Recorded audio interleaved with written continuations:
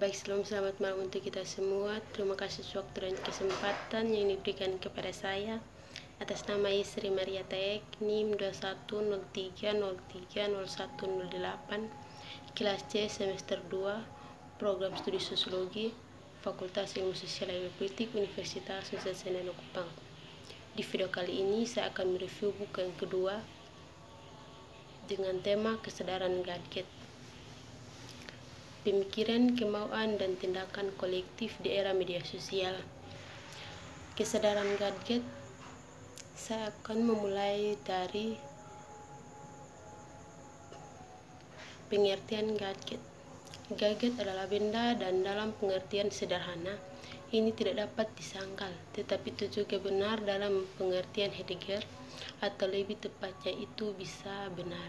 Gadget teknologi modern, bagaimanapun tentu saja bukan jenis entitas yang kemungkinan besar akan disebut oleh Heidegger, karena ia memiliki pandangan yang sangat negatif dan skeptis terhadap teknologi modern.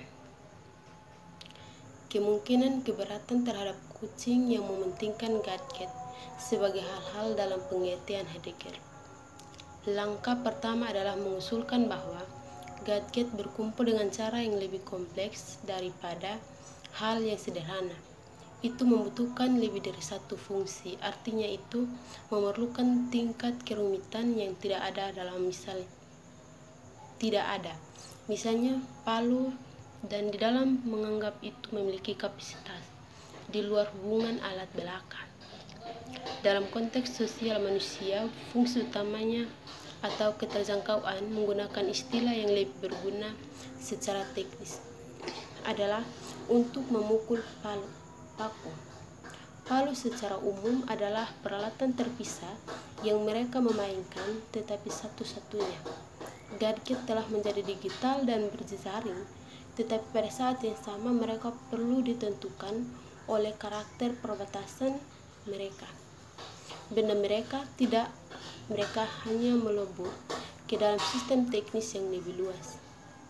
Artinya, selain terintegrasi ke dalam web teknis dan sosial, meskipun konektivitas nirkabel, sistem data seluler, dan sebagainya, gadget adalah barang yang kita bawa di saku, ada dalam mobil dan ransel, diikat ke pergelangan tangan, dan ditancapkan ke mata dan telinga kita.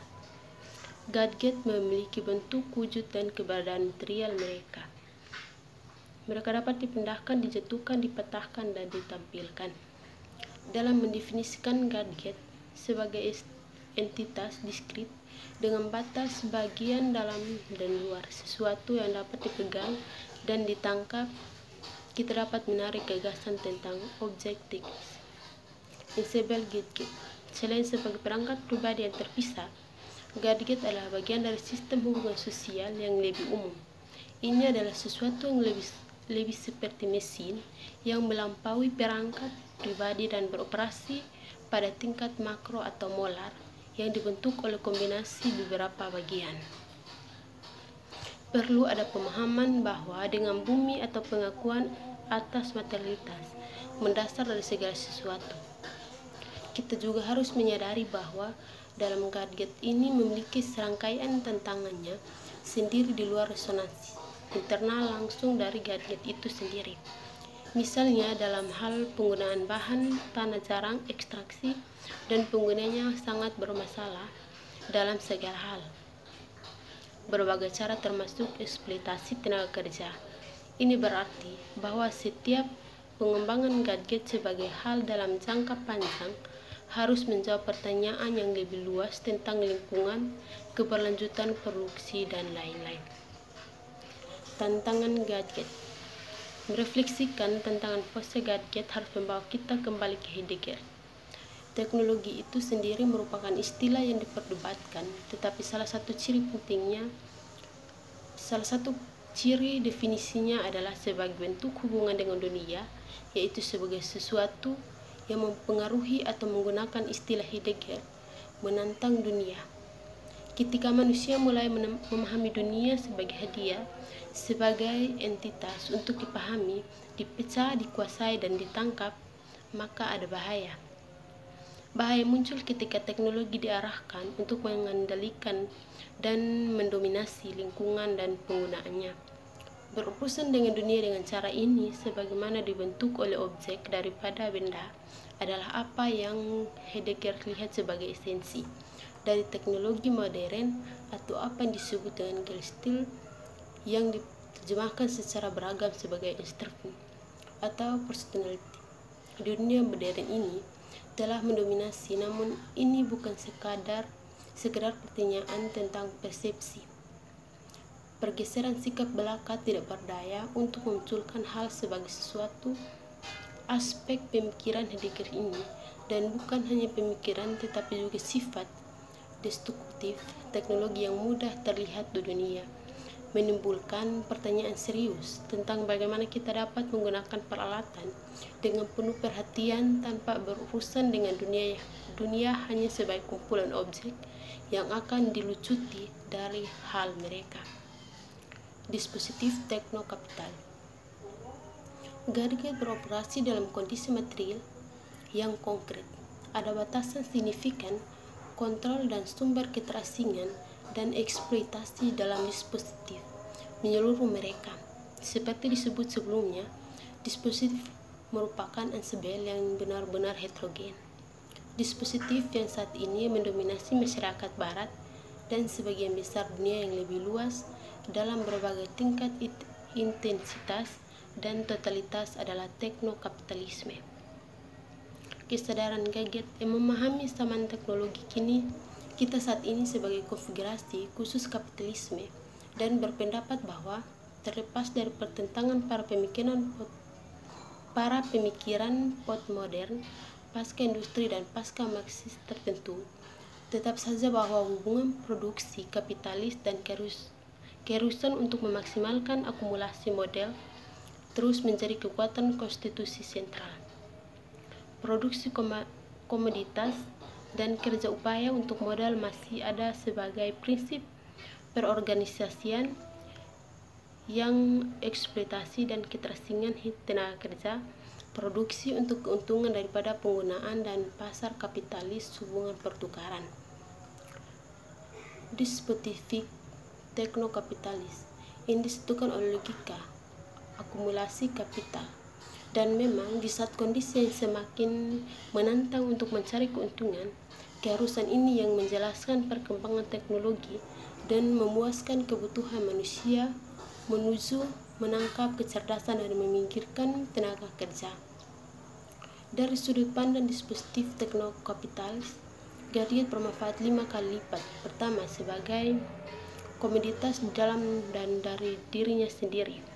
Mereka adalah entitas material yang diproduksi dalam sistem pabrik seperti mobil atau lemari sebelum mereka.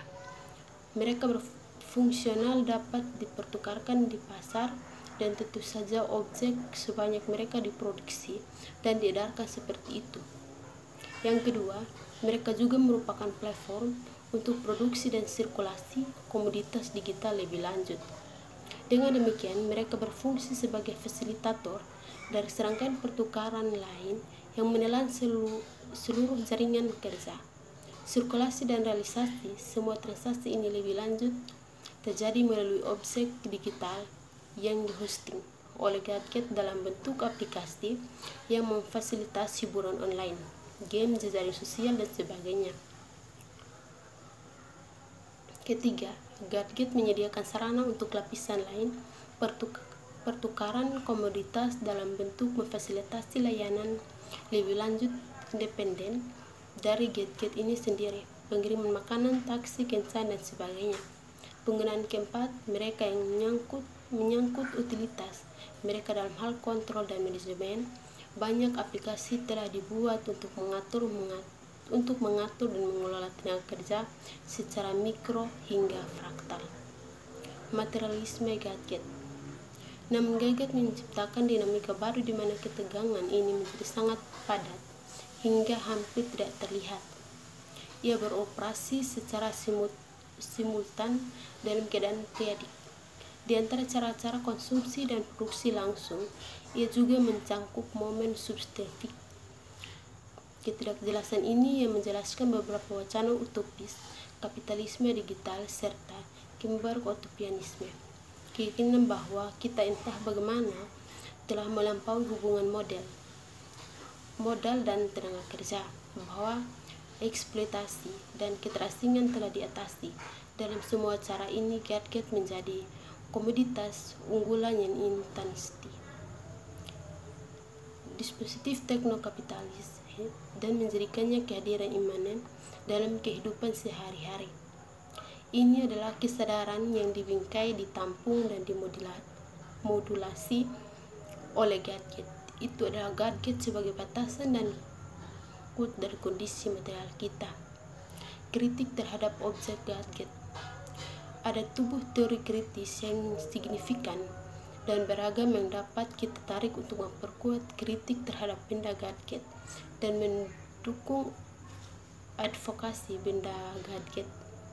Ini melampaui perspektif Heidegger untuk memanfaatkan tradisi materialisme yang kaya. Kedua perspektif ini dapat dilihat sebagai kontradiksi, tetapi seperti yang akan saya kemukakan, perspektif Marxian memiliki banyak hal untuk ditawarkan. Salah satu konsep yang membantu dari teori kritis adalah konsep reifikasi, objektifikasi, komodifikasi, dan instrumentalisasi manusia. Ini adalah konsep yang baru-baru ini dipulihkan dan dikerjakan ulang oleh Access Honnet dengan memanfaatkan sejumlah pemikiran lain dalam tradisi teori kritis. Honnet mendefinisikan reifikasi dalam hal hubungan manusia yang dicirikan oleh tujuan yang ingin dan penuh perhitungan dan yang mencerminkan sikap perintah instrumental belaka menciptakan situasi di mana bahkan kehidupan batin manusia diresapi dengan nafas es dari kepatuhan yang penuh perhitungan. Baik, terima kasih. Sekian dari review buku kedua saya. Sekian. Terima kasih.